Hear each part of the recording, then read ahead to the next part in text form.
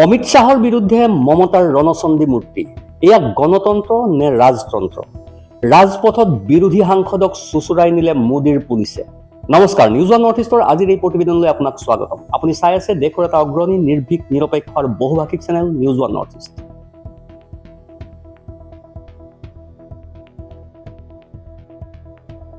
News one north ইষ্টৰ মাধ্যমেৰে আমি কেৱল বাতৰি সম্প্ৰচাৰ কৰাই নহয়, ইয়াৰ আঁৰৰ প্ৰকৃত সত্যও আপোনাৰ সন্মুখত তুলি ধৰিবলৈ চেষ্টা কৰোঁ। যিবিলাক বাতৰি গদি মিডিয়াই আপোনাৰ সন্মুখৰ পৰা সদায় লুকুৱাই ৰাখে। আৰু আজি আমি আপোনাক গদি মিডিয়াই নেদেখুওৱা, গদি মিডিয়াই গাপ দি ৰখা কেতবোৰ দৃশ্য দেখুৱাম। পশ্চিমবংগত ইডিৰ অভিযানৰ পাছত মমতা বেনাৰ্জী আৰু তেওঁৰ মহিলা ব্ৰিগেডে স্পষ্টকৈ কৈ দিছে যে তেওঁলোক ৰৈ দিয়া ভকত নহয়। এতিয়া তেওঁলোকৰ এই প্ৰতিবাদ কোনেও বন্ধ কৰিব নোৱাৰে।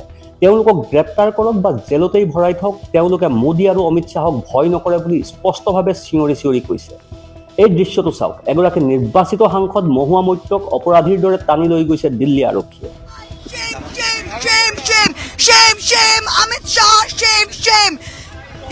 যিখন দেশত এগৰাকী সাংসদ ৰাইজৰ কণ্ঠস্বৰ, আজি তেনে এগৰাকী সাংসদকে ৰাজপথেৰে টানি চুচুৰাই লৈ যোৱা হৈছে। আৰু কাৰ নিৰ্দেশত? এই নিৰ্দেশ শাসক পক্ষ বিজেপিৰ। আৰু কেৱল মহুৱা মৈত্ৰকেই নহয়, আন এগৰাকী টিএমচিৰ সাংসদ সাগৰিকা ঘোষকো টানি চুচুৰাই লৈ গ'ল দিল্লী আৰক্ষী। দৃশ্যটো দেখি কোনেও ক'ব পৰা নাছিল যে এইগৰাকী এইখন দেশৰে এগৰাকী জনপ্ৰতিনিধি, এগৰাকী নিৰ্বাচিত সাংসদ।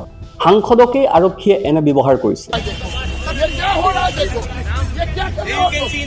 अमित शाह को बुलाया ऑफिस में, बंगाल में क्या कर रहे हैं अमित शाह? अमित शाह क्या कर रहे हैं? हाँ, ये क्या चोरी कर रहे हैं? वोट चोरी कर रहे हैं अमित शाह। हाँ, ये क्या? You are being detained now. You are being detained. You are being detained now. What do you have to say? You are seeing what is happening with Amit Shah's Delhi police. You are seeing what is happening to MPs. All our MPs have been picked up.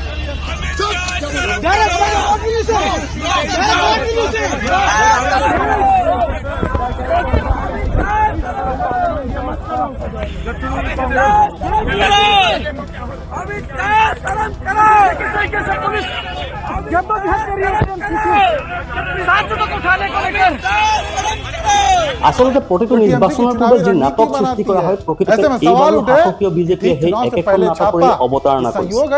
ইডিয়ে পশ্চিমবংগৰ আইপেকত অভিযান চলায়, টিএমচিৰ নিৰ্বাচনী কৌশল প্ৰণয়ন কৰে এই একেটা আইপেকে। ইয়াৰ ফলত নিৰ্বাচনৰ আগমুহূৰ্তত ইডিৰ এই অভিযান কাকতালীয় নে ষড়যন্ত্ৰ বুলি জনতাই প্ৰশ্ন উত্থাপন কৰিছিল। মমতা বেনাৰ্জীয়ে সেইদিনা ঘোষণা কৰিছিল যে তেওঁ অমিত শ্বাহে চৰকাৰী এজেন্সিৰ পাৱাৰ ইউজ কৰি খেলিব বিচৰা খেলখন এইবাৰ পশ্চিমবংগত খেলিবলৈ নিদিয়ে। आप हमारे साथ लड़ने नहीं सकते हैं, तो अब क्यों हम बंगाल में आते हैं? आप हिम्मत से काम लो, आप लोकतंत्र पुलिस प्रोसेस में जीतो। आप एजेंसी लगा के हमारा पेपर लूट करते हैं, करते लूट बोलते झूठ। हमारा पेपर लूट करते हैं, हमारा स्ट्रैटेजी लूट करते हैं, हमारा डेटा लूट करते हैं, हमारा वोटर लूट करते हैं, हमारा बंगाल को लूट करते हैं, हमारा भाषा को लूट करते हैं। क्या है आप लोगों के लिए भविष्य?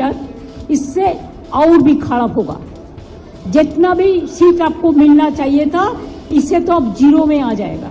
I am sorry mister Amit Shah and mister prime minister, please control Euro home. সমগ্ৰ ৰাজ্যখনতে সম্প্ৰতি প্ৰতিবাদৰ জোৱাৰ উঠিছে। মমতা বেনাৰ্জীৰ এই ঘোষণাৰ পাছতেই গৃহমন্ত্ৰী অমিত শ্বাহৰ কাৰ্যালয়ৰ সন্মুখত প্ৰতিবাদ সাব্যস্ত কৰে টিএমচিৰ সাংসদসকলে। লগে লগে দিল্লী আৰক্ষীয়ে মহুৱা মৈত্ৰ আৰু ডেৰেক অব্ৰাইনক আটক কৰে। অৱশ্যে মহুৱা মৈত্ৰয়ো স্পষ্টকৈ কৈছে যে বিজেপিয়ে আমাক দমন কৰিব নোৱাৰে, আমি তেওঁলোকক পৰাস্ত কৰিম। আৰু সমগ্ৰ দেশবাসীয়ে যেন চাই আছে বিজেপিৰ এই কুকাণ্ড। কোৱা হয় যে য'তেই নিৰ্বাচন অনুষ্ঠিত হ'বলগীয়া হয়, তাতেই বিজেপিৰ আগতেই ইডি আহি হাজিৰ হয়। হয়, বংগতো একেই কথাৰেই প্ৰতিফলন ঘটিছে। ইডিয়ে অভিযান চলাই থকা গোচৰটো 2020 চনৰ CBIৰ FIRৰ ওপৰত ভিত্তি কৰি কৰা হৈছে। অৰ্থাৎ এই গোচৰটো 5 বছৰ পুৰণি। যোৱা বিধানসভা নিৰ্বাচনৰ পৰাই চলি আছে এই গোচৰটো, কিন্তু এতিয়াহে বংগত নিৰ্বাচনৰ ঠিক আগতেহে এই অভিযান চলাবলৈ সময় পালে বিজেপিয়ে। কি আচৰিত টাইমিং! 5 বছৰৰ পাছত হঠাতে নতুন প্ৰমাণ পালে আৰু ইডিয়ে এতিয়াহে ইয়াৰ তদন্তৰ বাবে প্ৰয়োজন বুলি ভাবিলে আৰু লগে লগে তদন্ত আৰম্ভ। কিন্তু এই পৰিস্থিতিত মমতা বেনাৰ্জীয়ে অমিত শ্বাহক মুকলিকৈ প্ৰত্যাহ্বান জনাইছে। তেওঁ কেনেকৈ তেওঁলোকৰ দলৰ কাৰ্যালয়ত অভিযান চলাবলৈ সাহস কৰিলে? মমতা বেনাৰ্জীয়ে মুকলিকৈ কৈছে যে দেশ ৰক্ষা কৰিব নোৱাৰাসকলে আমাৰ দলৰ ওপৰত অভিযান চলাইছে। The candidate list, the party strategy, the party plan. Is it the duty of the ED and Amit Shah, the nasty home minister? the naughty home minister who cannot protect the country, and he's taking away all my party documents. If I get the BJP party office, what will be? What will be the result? ইডিৰ এই অভিযানৰ পৰৱৰ্তী মুহূৰ্তৰে পৰা কলকাতাত মুকলিকৈ খেলা আৰম্ভ হৈ গ'ল। ইডিয়ে জনোৱা মতে কলকাতা আৰু দিল্লীৰ আইপেকৰ সৈতে জড়িত 10টা স্থানত অভিযান চলাইছিল। বৰ্তমান প্ৰশান্ত কিশোৰৰ কোম্পানীয়ে তৃণমূল কংগ্ৰেছৰ নিৰ্বাচনী প্ৰচাৰ পৰিচালনা কৰি আছে। অৱশ্যে প্ৰশান্ত কিশোৰৰ এতিয়া ইয়াৰ লগত কোনো ধৰণৰ সম্পৰ্ক নাই। বৰ্তমান ইয়াক প্ৰতীক জৈনে চলাই আছে। খবৰ অনুসৰি কলকাতাৰ 6টা আৰু দিল্লীৰ 4টা স্থানত অভিযান চলোৱা হয়। ইয়াৰ ভিতৰত আছে আইপেকৰ সঞ্চালক প্ৰতীক জৈনৰ কলকাতাৰ বাসগৃহ। পুৱা 7 বজাত কলকাতা আইপেকৰ কাৰ্যালয় আৰু প্ৰতীক জৈনৰ বাসগৃহত উপস্থিত হোৱাৰ লগে লগে মমতা বেনাৰ্জীয়ে প্ৰতীক জৈনৰ চৌহদত অভিযান চলোৱাৰ কথা গম পোৱাৰ লগে লগে আইপেকৰ কাৰ্যালয়ত উপস্থিত হ'লগৈ মুখ্যমন্ত্ৰী মমতা বেনাৰ্জী। মমতা বেনাৰ্জীয়ে ইডিৰ সন্মুখতে আইপেকৰ কাৰ্যালয়ত প্ৰৱেশ কৰি ফোন, ফাইল, হাৰ্ড ড্ৰাইভ লৈ ওলাই আহে। তেওঁ ইডিক হকিয়াই দিলে যে আমি তোমালোকৰ ইচ্ছামতে কাম কৰিবলৈ নিদিওঁ। जिसका पास एक भी पैसा नहीं था, अभी हजारों लाखों करोड़ का संपत्ति हुआ है। एक आदमी को तो सीबीआई ने नहीं पकड़ा, ईडी नहीं पकड़ा। बंगाल में तो इसको इतना गद्दार है, जो बड़ा डाकत है, एक का खिलाफ में कोई सीबीआई नहीं हुआ। इवन जो शांतनु ठाकुर है, जो कलकत्ता में एक आदमी पकड़ गया है कोई केस पे, उन्होंने तो उसका नाम लिया, उसका बाद में भी ईडी ने नहीं पकड़ाया कि वो बीजेपी करता है। गद्दार का खिलाफ में कितना केस है, इसका बहुत सारे नेता है जिसको आप नाम बता सकती हूँ। মুখ্যমন্ত্ৰী মমতা বেনাৰ্জীয়ে ইয়াক বিজেপিৰ সম্পূৰ্ণ ষড়যন্ত্ৰ বুলিহে অভিহিত কৰিছে। ইয়াৰ বিপৰীতে বিজেপি ইয়াক দুৰ্নীতিৰ বিৰুদ্ধে ব্যৱস্থা বুলি অভিহিত কৰিছে। এই ঘটনাই দুয়োটা দলৰ মাজত ইতিমধ্যে চলি থকা উত্তেজনা আৰু অধিক তীব্ৰতৰ কৰি তুলিছে। তদন্তৰ সময়ত মমতা বেনাৰ্জীয়ে কিছু ফাইল লৈ যোৱাৰ অভিযোগ উত্থাপন কৰি সংস্থাটোৱে তদন্তত হস্তক্ষেপ কৰাৰ অভিযোগ উত্থাপন কৰিছে। ইয়াৰ পাছতেই কলকাতা উচ্চ ন্যায়ালয়ৰ কাষ চাপিছে ইডি। ইডিৰ অভিযানৰ পাছত মমতা বেনাৰ্জীয়ে ৰাজ্যজুৰি প্ৰতিবাদৰ কথা ঘোষণা কৰিছে। ইয়াৰ অংশ হিচাপে টিএমচিৰ অসংখ্য কৰ্মী আৰু সাংসদে বিভিন্ন স্থানত প্ৰতিবাদ সাব্যস্ত কৰিছে। এই প্ৰেক্ষাপটত টিএমচিৰ কেইবাজনো সাংসদ মহুৱা মৈত্ৰ, সাগৰিকা ঘোষ আৰু ডেৰেক অব্ৰাইনে গৃহমন্ত্ৰীৰ কাৰ্যালয়ৰ বাহিৰত প্ৰতিবাদ সাব্যস্ত কৰিছিল।